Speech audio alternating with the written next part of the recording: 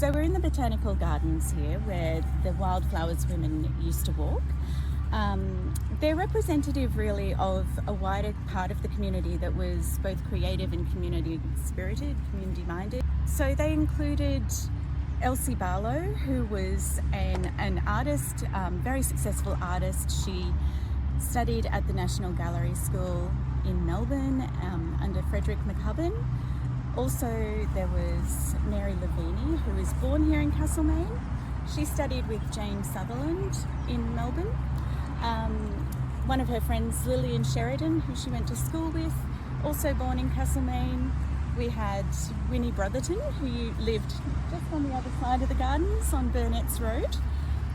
She was formidable and had fingers in every pie in Castlemaine. So she was the District Commissioner of the Girl Guides for many, many years. She was on the committee of the Woolen Mills, again, just across the road from the Botanical Gardens. And we had Alice Newell, who also did amazing things for the community.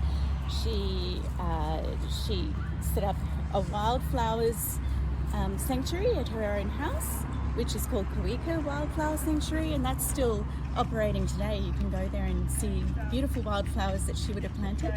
Alice was also a really celebrated artist and a designer. She designed embroideries, and she often incorporated Indigenous wildflowers in her designs. We had her mother, who was Mary Brough Woolley, and she was a woodcarver.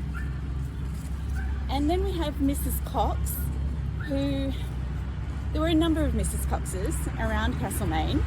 I've not been able to identify specifically which Mrs. Cox, but I feel like for me she's representative of all women who have been erased from history, and particularly for these women, these 7 women who were so fundamental in having the idea of the Castlemaine Art Museum in the first place, being on the first committee, and whose stories really have been omitted from the historical record. So that's what we're trying to remedy.